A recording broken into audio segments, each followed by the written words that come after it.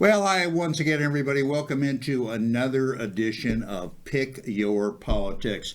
I'm your co-host, Dennis Silvers, along with my great co-host, Stephanie Phillips, and we've got a terrific guest for you today. As you know, political races are heating up all over the country, especially here in Nevada, and we come to you live, of course, from the great Rigel Studios right in the heart of Las Vegas.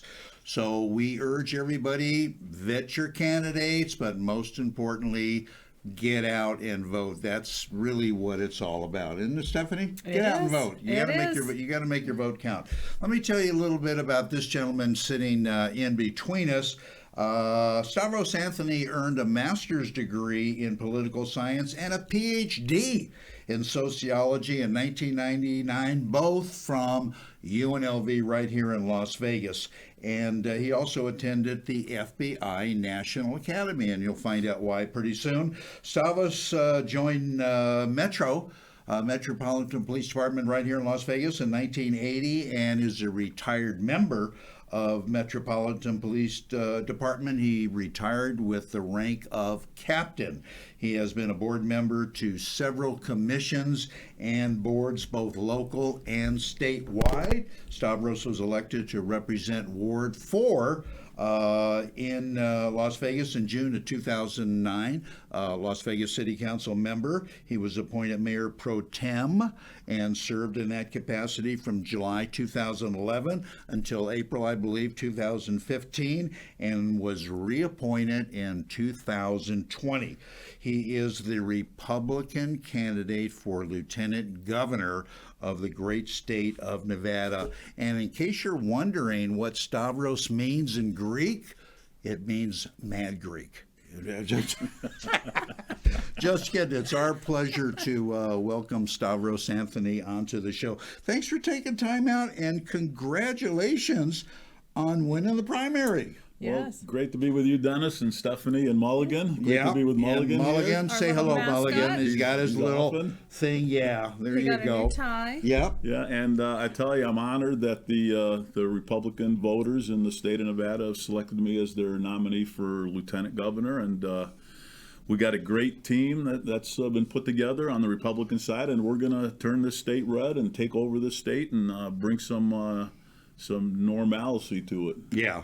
Stephanie and I are both glad to hear that. First, what got you interested in running specifically for lieutenant governor? Because it's a big departure, Stavros, from being a member of the Las Vegas City Council. Yeah, it is. It's. I went from a little ward to a statewide race, and that's interesting.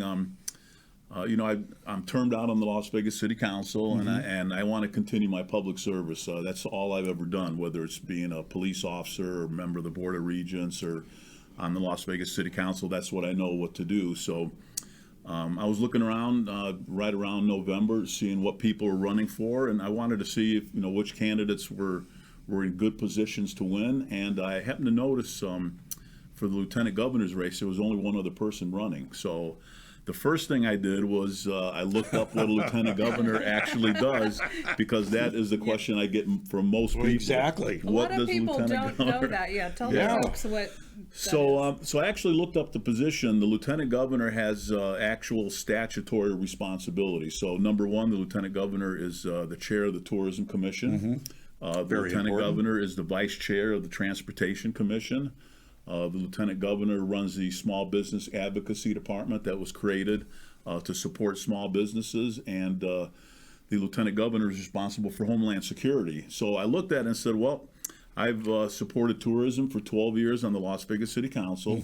I've been involved in transportation as a police captain with Metro. I was responsible for the Transportation Safety Bureau. I'm currently on the Regional Transportation Commission, so I have background in transportation. My 12 years on the Las Vegas City Council, I've lowered taxes, fees, regulations for small businesses to help them open and grow and prosper. So I have experience there. And obviously I have 29 years with Metro, so I have Homeland Security. And I said, well, this is perfect. I've been doing this for 40 years. This is a perfect position for me. I know how to do it. And that's why I decided to run. You said one candidate, Stephanie, and I believe you ended up there with 6 other candidates that were running, so it became kind of a crowded field. But what do you think made the difference in the primary, and what did winning the primary teach you about going into the general election? Well, we did end up with 6 candidates running for lieutenant governor, and I will tell you, every single one of those candidates was absolutely awesome. We all got along together. We were on the campaign trail together. Nobody badmouthed anybody. It was really, it was nice compared to some of the other offices where it got pretty ugly. But we just kind of talked about, ourselves. And I think what stood out is a couple things. Number one, I really stressed that I was the only candidate running for lieutenant governor that had experience in tourism and transportation and homeland security and small business, and I was the only candidate that had experience in that, and I made sure the voters understood that I could hit the ground running as lieutenant governor. There was not going to be any on-the-job training, so I think that resonated. And I think a big part of it is I'm very well known in Clark County. I believe I have a good reputation in Clark County. People know Stavros Anthony. They remember the name Stavros. I tell everybody in Greece, everybody's name is Stavros. Here in Nevada, I am the only one. So people remember that. So it doesn't matter whether they get it front or backwards. It doesn't matter as long as they see that word. So I think since I have such a good reputation, I believe in public service. It resonated with people, and I won Clark County handedly. I need to spend a lot more time up in the north, so they get to know me like they should know me. So that's what I'll be doing as the Republican candidate. I'm going to spend a lot of more time. I went to every county during the primary, but I get to spend more time up north, so they get to know who I am, and they'll feel comfortable voting for me. That's one thing I was going to bring up about the mudslinging, because as we got closer to the primary, all the other races, there was a lot of mudslinging, but not in yours. Yours was one of the few that I didn't notice that. But going into the general against your opponent, what have you learned about your opponent that you can bring out to separate you two? Well, I've learned what everybody else has learned is that nobody really knows who she is. Nobody's heard of her. Nobody knows her background. And the times that I have heard her speak about running for lieutenant governor, all she talks about is education, because that's her background. That's her background. Is education. So I have no idea why she's running for lieutenant governor. She has no experience in tourism and transportation, and most importantly, supporting small businesses. The Democrats crushed small businesses in this state for the last 2 years, and they need somebody like me who's been supporting them for 12 years. And the Democrat lieutenant governor candidate, like I said, all she talks about is education, because she comes from an education background, but the lieutenant governor has really nothing to do with education. She should be running for the state school district, or Clark County School Board, or a trustee or something. But so I am going to go out there and do exactly what I did during the primary, and let people know that I'm the lieutenant governor that can take care of lieutenant governor business, and my Democrat opponent knows nothing about being a lieutenant governor. Stephanie and I were talking about this earlier, being that you have a little familiarity with the guy who's running for governor in this state. He was your boss for, a while, and you're kind of bringing, and we talked about this on a previous show, kind of a law and order administration, if you will. What do you want to do as far as supporting all of the police agencies in the state? What do you want to do about promoting and doing something about public safety? Because that is a huge issue, not only here, Stavros, in Nevada, but all across the country. Yeah, you're right. Joe Lombardo and I didn't actually work together, but we were on the department the same time when he was a captain and I was a captain. So he had a good reputation as a police officer and as a captain with Metro. I retired. He became sheriff. I believe he's done a good job as sheriff. But I tell you, we do surveys at the city of Las Vegas every year, and for the past 12 years, the number one priority of the residents of Las Vegas, and I believe it's the entire state, and it's really what you mentioned, the entire country, is public safety. Right. People want to feel safe. They want to be able to walk out their door and feel like they're not going to be a victim of a crime. They want to take their kids to a park and feel crime free. They want to go to the grocery store and not worry about getting their car hijacked. Right. You know, that's what people want. Number one, and as I mentioned, the lieutenant governor is responsible for Homeland Security for Nevada. So I'm going to make sure that I spend as much time as I can meeting with every sheriff in the state of Nevada, every police chief, every fire chief, and talk to them about what they need from the state of Nevada to make sure that they can police their communities. And that includes training, that includes equipment, that includes funds to hire more police officers, more civilians. The state of Nevada should have their top priority as public safety, and I'm going to make sure that I promote that. But more importantly is talk to the people on the ground to find out what they need from the state of Nevada. So that's what I'll be doing as lieutenant governor. Yeah. And my opponent on the Democrat side knows nothing about Homeland Security. Yeah, that's so important because crime is up, assaults are up, Yep. murder rate is up 49%. So that's a major concern of people in the valley. People want to feel safe. Right. There's Yeah. no doubt about it, especially when they come to a tourist destination like Las Vegas, world-class entertainment and stuff. They want to come here, have a good time, do what they do, and they just want to feel safe. What do you think about the new proposed gun law that's being kicked around with our federal government? And what do you think about, and I think Nevada, if I'm not mistaken, has kind of a modified red flag law, Stavros. What do you think about those two issues? Well, the number one, nobody knows what's in this this federal bill that they're throwing around when it comes to gun control. Nobody, I haven't read it. I don't know what's in there. I don't think most of the legislators have read it. The only thing I've heard is there's some kind of a red flag piece in it, and people don't understand what red flag means. It means that I can wake up one morning and call the police and say, hey, you know, I think Dennis Silver is, I think he's dangerous. I'm really worried about him. And I don't have to give a reason. And I think you should go take his guns. And the police are going to show up at your house. And they can. And take They your can. guns Yeah. for no reason, no due process, no evidence. And the courts are going to keep your guns until they decide to give it back to you. Is that like the stupidest thing I've ever heard? That's It is. It's un-American. It's unconstitutional.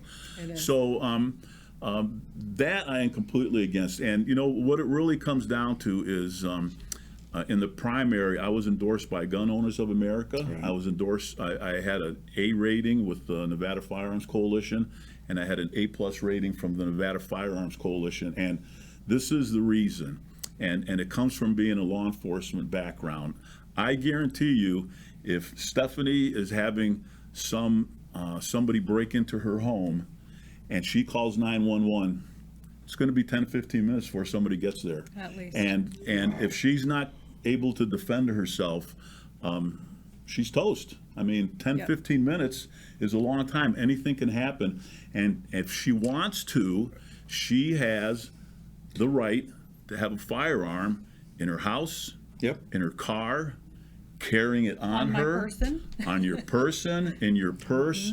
People need to read the Bill of Rights that says that will not be infringed, period. You know. So you're for period. constitutional carry. Do you think Yes. that if Lombardo is elected governor, that he should move to make this a constitutional carry state? Well, I can only speak for myself. I'll let you ask Joe Lombardo what his opinion is, but I believe we should have a constitutional carry state. Yeah. I believe that people have the right to keep and bear arms. It should not be infringed. And, you know, if I feel good about having law-abiding citizens carrying firearms, because I may be in a position where I forgot to bring mine. I mean, I'm lucky. I'm retired law enforcement. I can carry a firearm anywhere I want. Right. But anybody should be able to do that. And the other side of that is if somebody uses a firearm illegally, they need to be punished. They need to be put in prison for years. If they shoot and kill somebody, we need to have the death penalty. So Hear, hear. if you use the firearm Here. illegally, you need to be held accountable for it. If you're going to use it legally, then you should be able to carry it. Here. And I agree. that's one of the problems we have today is the Democrat Party is into defunding the police. no bail, or letting people out without bail, just cutting people loose, reducing sentences for violent crime, and then we're not supposed to be able to protect ourselves. I mean, they have it completely backwards. I'm not worried about somebody breaking into Stephanie's house, heaven forbid, because she would talk them to death. You know what I mean? So I'm giving everybody out there fair warning right now. I feel sorry for them. But Stephanie touched on it a little bit earlier. The lieutenant governor's position for a long, long time here, as well as other states, has kind of been in the shadows. How are you gonna be able to bring that out and let the people know what you do and what the lieutenant governor's position is and how you supplement what the governor is doing? So, I mean, that's a great question, because lieutenant governor is technically considered a part-time position. Most people think the lieutenant governor is there just in case the governor gets hit by a bus, Right. And technically, that is true. Yeah, that is true. That is true. But if you look at my 29 years at Metro, if you look at my 12 years on the Las Vegas City Council, and the Las Vegas City Council is technically a part-time position also. Right. You're going to find me working 40, 50 hours as a city council person, and as lieutenant governor, I'm going to be working 40, 50 hours traveling the state. I'm not a sitting around guy. My dad had me washing pots when I was 14 years old. So I've been working my entire life, and I will be a full-time lieutenant governor going out there and not only talking to people about tourism and transportation, but talking to them about other things that are important to our voters, so I can let the governor know what's important to the voters, Right. and the legislators know what's important to the voters, Right. so we get the right laws passed or repeal a lot of the bad laws that have been passed. Like, if you want to get into election integrity, we need to get rid of mail-in ballots and ballot harvesting and Right. same-day registration and automatic DMV registration. Stephanie, we need to totally agree. We need to have voter ID, maybe 1 or 2 Absolutely. days of elections, and get it over with and count the votes that night. Our election system is a big mess right now, and the Democrat Party did it on purpose. Totally agree. I heard that you can register the same day that you vote, and all you have to do is prove residency, not citizenship. Yep. So it's absolutely amazing. That just opens everything up for it, cheating and fraud. And Yeah. we need to change Yeah, that. the Democrat Party put these measures in place during the last legislative session under COVID, Yeah. and then they made them permanent because Right. this is how you cheat in an election. Mail-in Right. ballots are. I Totally. mean, if you can ask President Jimmy Carter. He wasn't my my favorite president, but he had a commission that said the best way to steal an election is mail-in ballots and ballot harvesting, and that's what they did. So we need to repeal those sorts of things. That's why Republicans need to get elected, and I'm going to be pushing our legislature to get rid of all this stuff. That's great. Did you see? Go ahead, I'm sorry. Did you see anything or hear of any abnormalities or any kind of funny business going on in the primaries that you know of? I did not hear anything, and it's primarily because the Democrats are really not going to try to cheat in a primary because there's no reason to. Yeah. Let the Republicans duke it out. But I'll tell you what, in the general, we need to be paying attention. We need to have attorneys on the ground. We need to have poll watchers, teams poll workers. everywhere. I guarantee you the Democrat Party is going to try to cheat in this coming election. We just need to make sure that they understand we're watching, and people need to be held accountable if they try it. Right. All right, last thing before we let you go.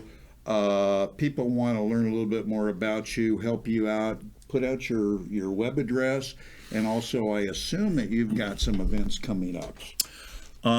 So again, I want to thank the Republican Party and the voters for selecting me as Lieutenant Governor for the state of Nevada. I'm absolutely honored, and I'm going to work hard during the next 5 months to win this race. So again, I'm Stavros Anthony. My email is stavrosanthony@gmail.com. My website is stavros4frnevada.com. You can go there and volunteer. You can make a campaign contribution. My cell phone is 812-0123. You can call me personally. And we don't have any events right now because the primary was just last week, so we're getting geared up for the next 5 months. But we will be having quite a few events, and we're going to get out there. And really what we need is the people in the state of Nevada to show up and vote for conservative candidates who are going to change the state. Yeah. The Democrat Party is destroying the state,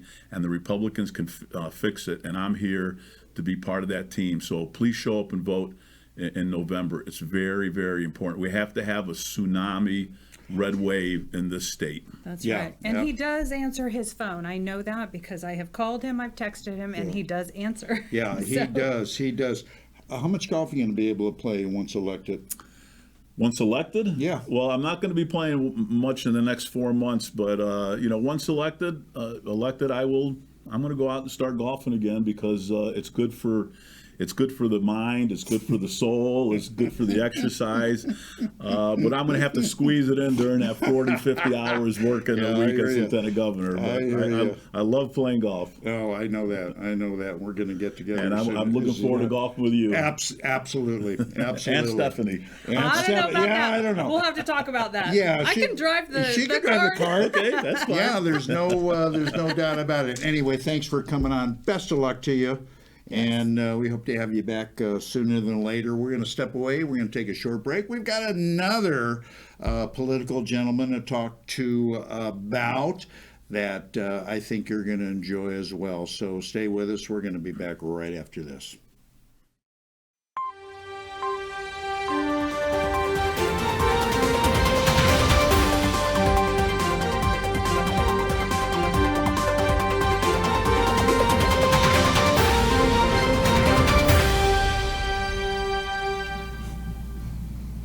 Well, welcome back, everybody, to the continuation of Pick Your Politics. I'm Dennis Silvers, along with my great co-host, Stephanie Phillips.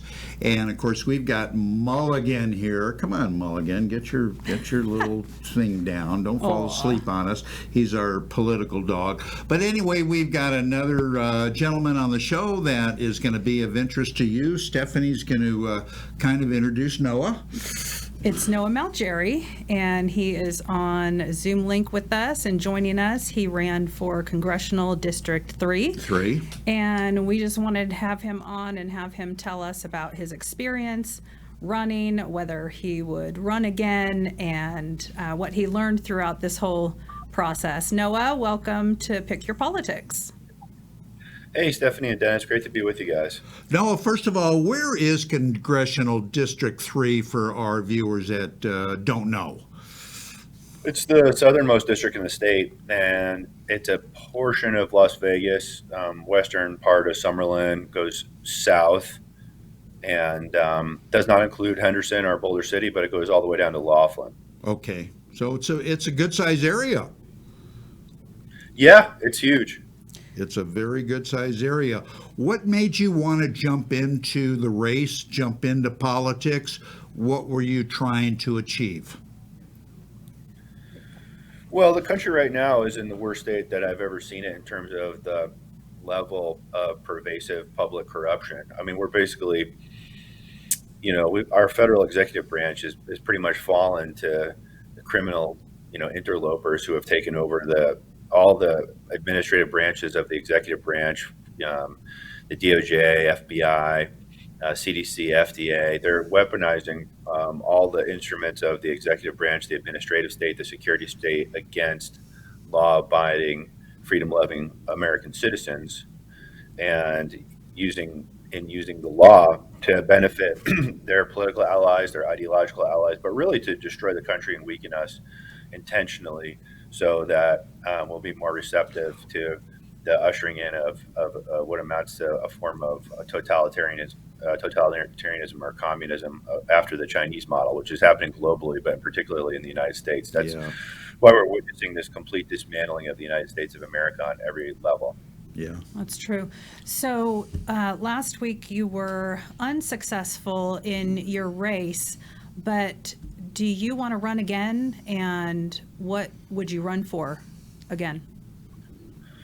Yeah, I definitely do, but not until we fix the election system. I mean, there was massive amounts of irregularities and to my mind, and things that we've seen and cataloged and Mm-hmm. documented, a lot of what amounts to fraud in the election, in the primary. So we got selected primary nominees for the Republican Party. So it shows you even in the Republican primary, there's going to be massive election Hmm. meddling happen. Democrat primary too. The number of votes that some of these Democrat primary contestants received are hard to believe, and likewise some of the votes that some of the Republican candidates who were wildly popular in the state and in the Right. county received were also astonishing, preposterous, really. And they weren't. It's the same crew of election stealers that travels around the country. I don't know if they just came from Georgia or whatever, but they're professionals that come in and have this down to a science. They know how to do it. Right. So this was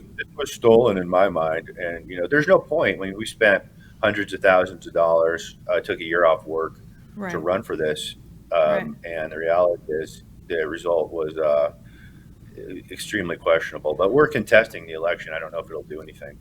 Okay, I have heard from several candidates that same thing about the numbers. Hmm. They just didn't make sense. And I didn't know where you stood with actually contesting it and all of that. So that'll be interesting to see how that plays out.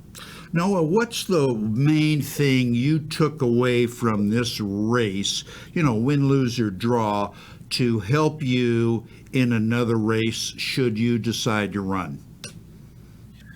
So the enthusiasm and the engagement is there in terms of people who love freedom and liberty and their fundamental civil liberties and rights, and their parental rights and their medical autonomy and their freedom of speech and their Hmm. access to free and fair elections and their desire for security, prosperity, and justice in the United States of America. The enthusiasm and engagement is there, despite the fact that we're being lied to systematically by a corrupted media.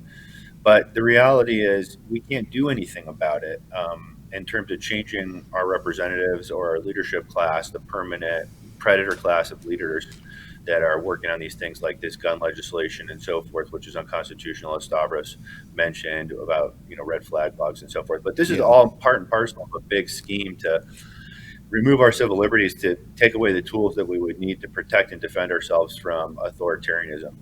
And so what I've learned is that there's nothing left to do now, because we the elections are broken. So Hmm. really, to me, we until we get the election fixed, I think we need to just engage in saying we're going to opt out. If our leadership class won't let us have free and fair elections, and we can't even choose our own representatives and leaders, we're just going to exercise civil disobedience and not participate, and just pray that God will intervene and fix the situation, because they have a complete stranglehold control on the media, information, entertainment industry, educational industry, the pharmaceutical industry. Yeah. They're destroying our food, our energy independence, our energy supplies, our economy, our currency, and and now without our elections, if they take our guns away successfully, we're done. It's completely Yeah. over. But Right. the reality is, we have nothing left to do except to engage in civil disobedience and try to get to the bottom of these and insist on accountability for these election crimes. Right. So I, what? I'm no, sorry. Go no, ahead. I wanted to ask you and Stephanie this question. Stephanie, why do you think it's so damn hard to change election laws? Well, right now, the Democrats in our legislature are in charge, and they pretty much rolled over everybody there and made their own laws and made these permanent, mail-in ballot harvesting. All of these are permanent now. So we need to get control of our legislature and repeal all of those. Noah, I'm sure you agree with all of that.